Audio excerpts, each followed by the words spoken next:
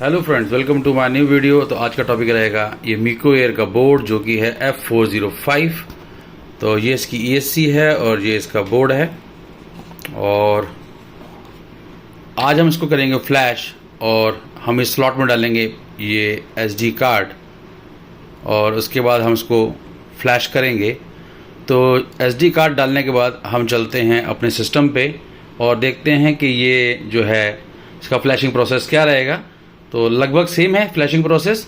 तो ये हमारा SD कार्ड इन हो गया। तो चलिए चलते हैं अब अपने सिस्टम पे और दिखाता हूँ कि इसको हम फ्लैश कैसे करेंगे, कहाँ से हम इसकी फ़ाइल लेंगे और क्या इसका टारगेट है हमारी ऑफिशियल साइट के ऊपर ऑडियोकॉप्टर की। तो चलिए चलते हैं सिस्टम पे। तो ये बोर्ड हमने पावर ऑन कर दिया है, अपनी यूएसबी के साथ इसको कनेक्ट कर दिया, कंप्यूटर के साथ में इसको। तो चलिए दोस्तों, हम लोग आ गए हैं अपने बीटा फ्लाइट के ऊपर, क्योंकि जहां तक मैं जानता हूं कि सारे बोर्ड जो हैं, जितने भी बोर्ड मार्केट में मिलते हैं, सब में बीटा फ्लाइट भी फ्लैश होके आता है फर्मवेयर। तो ज्यादातर इसमें 4.5.2 या 4.5.3 ही आ रहा है। तो चलिए इसको कनेक्ट करते हैं। यहाँ पर कोई पोर्ट नजर नहीं आ रहा है। तो चलिए एक बार काम करते हैं कि इसको अ, हम लोग क्या करते हैं, इसको एक बार हम आईनैप को खोलते हैं कि आईनैप में इसका पोर्ट नजर आता है कोई। नहीं, इसके अंदर आईनैप का भी कुछ भी नजर नहीं आ रहा, पोर्ट नजर आ रहा है पर ओपन नहीं हो रहा। तो अब एक काम करते हैं कि हम इसको भी हटा देते हैं। हम अपने वापस से मिशन प्लानर पे जाते हैं। मुझे कुछ डाउट है कि हो सकता है कि इसके ऊपर बीटा फाइट ऑलरेडी फ्लैश होके आया हो। तो वैसे कभी ऐसा मैंने देखा नहीं है, क्योंकि हमेशा H743 बोर्ड के अंदर आप वहां पर बताएंगे कि आपको क्या बोर्ड फ्लैश चाहिए, क्योंकि एक मीको एयर ऐसा है जो आपसे ऑप्शन मांगता है कि आपको बीटा फ्लाइट चाहिए, आपको ऑडिकॉप्टर चाहिए या PX4 चाहिए। आपको क्या ऑप्शन चाहिए, क्या बोर्ड की आपकी रिक्वायरमेंट है, क्या फर्मवेयर फ्लैश करके दें आपको। तो बोर्ड वैसे ही आता है, क्योंकि मैंने बहुत साल पहले जब मीको एयर नई नई आई थी तो मैंने उनसे H743 बोर्ड मंगवाया था। उसके अंदर मेरी रिक्वायरमेंट थी कि मुझे ऑडियोकॉप्टर चाहिए, ओ सॉरी, PX4 चाहिए, क्योंकि उस जमाने में PX4 का जो प्रोसीजर था, जो टारगेट था, वो मिलता नहीं था PX4 की पेज पे। तो मैंने कंपनी से मंगवाया था, मेरे को फ्लैश कोड आया था। तो चलिए इसको देखते हैं। मुझे आज लग रहा है कि इसके ऊपर शायद इधर भी पोर्ट दिख रहा है कि इसमें आज ऑडियोकॉप्टर फ्लैश्ड है, और हमें लगता नहीं कि आज हमारे को इसको फ्लैश करने की जरूरत पड़ेगी। एक मिनट, एक बार दोबारा से मैं इसकी यूएसबी को निकालता हूँ, दोबारा इन करता हूँ।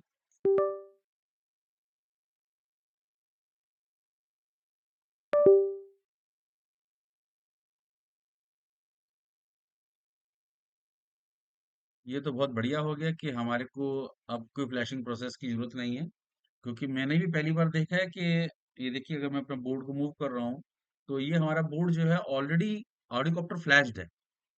तो जितने भी बोर्ड है, मुझे लगता है कि इसमें ऑडियोकॉप्टर फ्लैश्ड होके आता है और इसमें कोई भी बीटा फ्लाइट नहीं आता। तो चलिए, अगर फ्लैश्ड है तो एक काम करते हैं। पहले तो एक काम करता हूँ कि इसका आपको टारगेट कहाँ से मिलेगा, पहले वहां चलते हैं। ठीक है, तो जो चीज के लिए हमने आज वीडियो सोचा था बनाने के लिए, पहले हम वो देख लेते हैं। तो यहाँ जाते हैं, आप देखते रहिएगा मैं जो बता रहा हूँ कहाँ जाना है हमारे को। ठीक है, इसमें स्टेबल रीज हम करेंगे, स्टेबल है ये वर्जन। हम अब जाएंगे मीको एयर हमारा है। यहाँ एम आ गया, एम आ गया। ये रहा हमारा मीको एयर का ये मीको एयर 405V2। हमारे पास V2 है, और हम इसको V2 को यहाँ क्लिक करेंगे। ये बूट ऑर्डर हेक्स फाइल आपको लेनी है। तो इसको मैं डाउनलोड कर लेता हूँ, बूट ऑर्डर हेक्स फाइल को।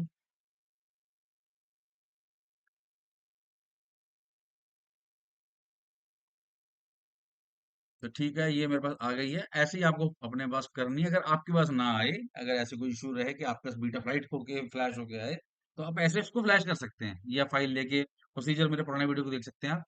तो चलिए, अब इतना काम तो हमारा यहाँ पर हो गया आज खत्म, कि आज हमारे को फ्लैशिंग प्रोसेस नहीं दिखाना पड़ा, हमें नहीं करना पड़ा फ्लैश। तो अभी आपने देखा होगा कि आप बहुत सारे लोगों को स्पीडी वी के V5 में प्रॉब्लम आती है कि V5 जो मैंने लास्ट वीडियो में बताया था कि V5 फ्लाई होने में दिक्कत आती है, क्योंकि V5 के बोर्ड में अभी बीटा फ्लाइट और iNav, मुझे मालूम नहीं iNav उसका के लिए भी टारगेट आया कि नहीं आया, पर बीटा फ्लाइट की टारगेट है। आर्डोकॉप्टर मैं यूज करता हूँ, तो आर्डोकॉप्टर के उसमें टारगेट स्टेबल वर्जन नहीं है, लेटेस्ट में है 4.8.0।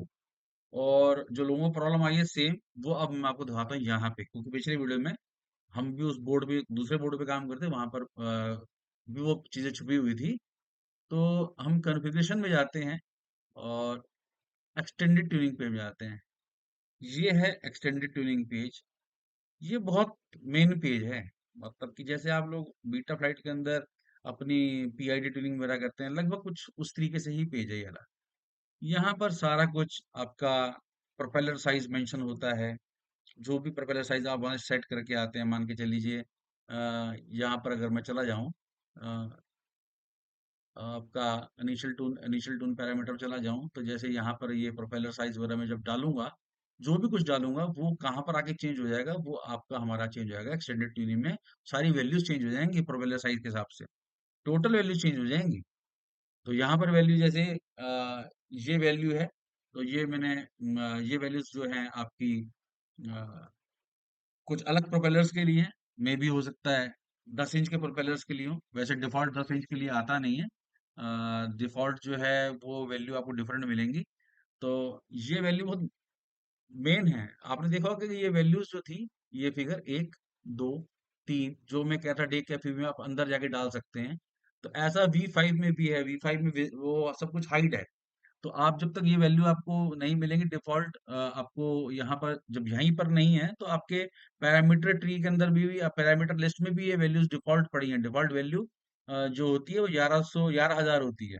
तो आप उसको फ्लाई नहीं कर पाएंगे, ये वैल्यू नहीं मिलेंगी आपको।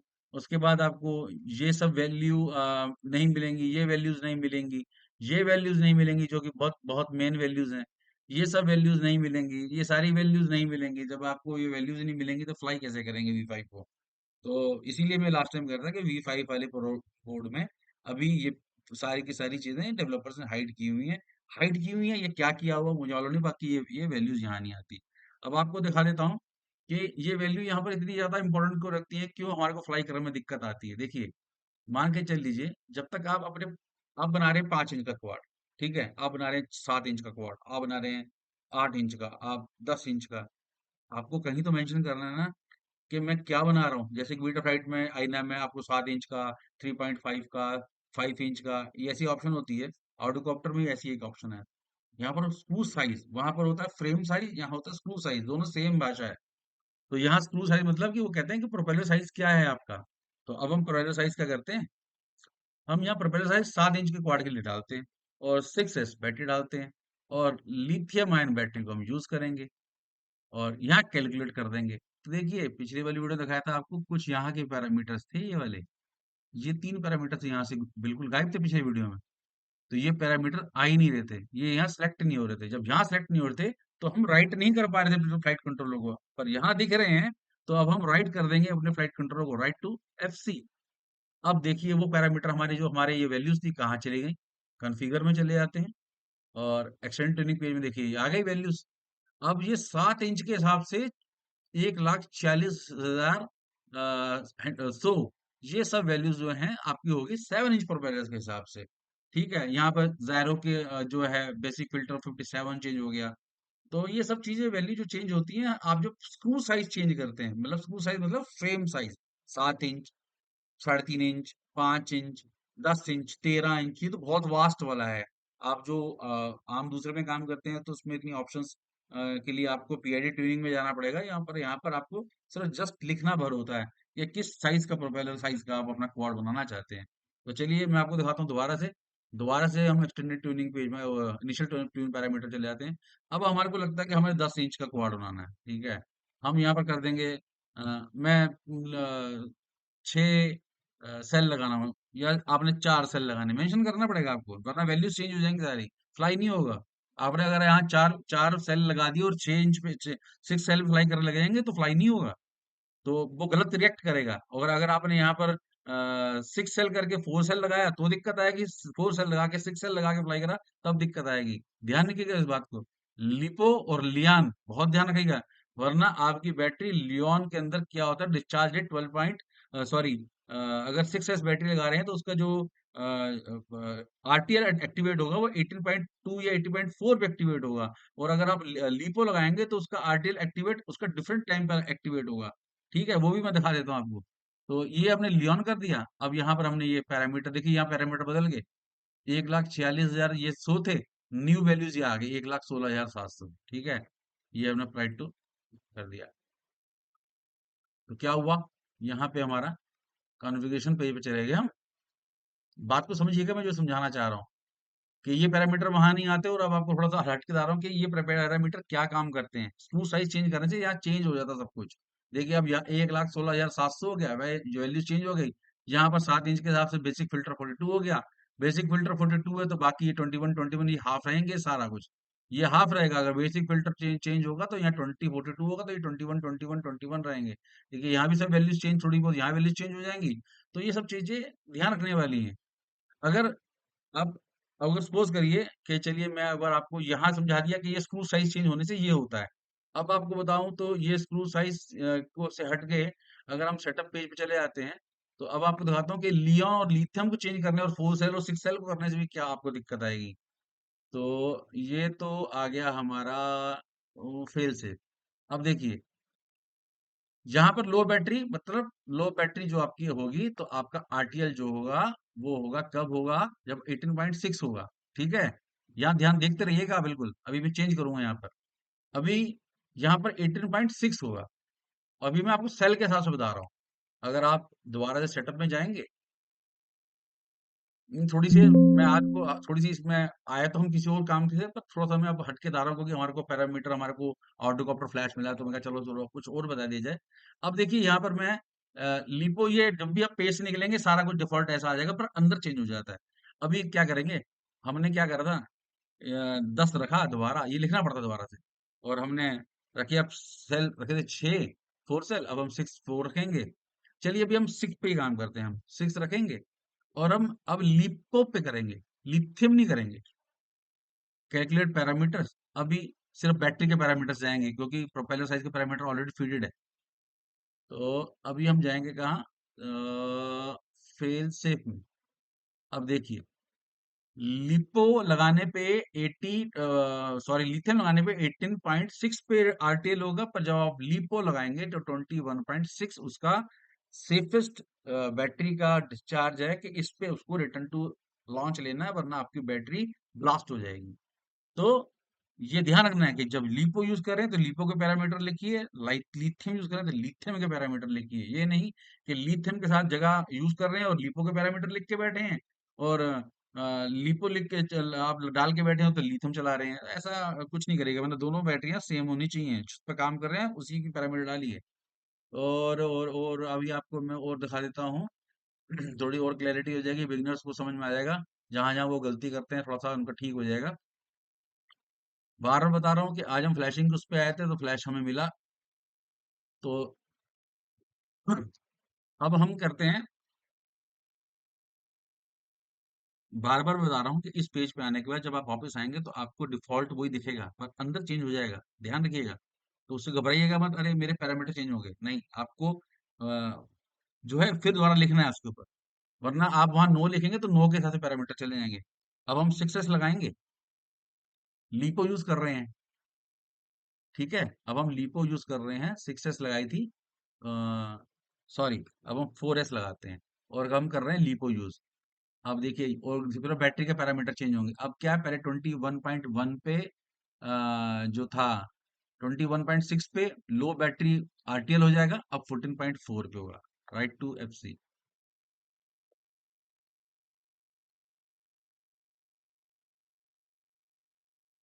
तो ये है हमारा फेल सेफ।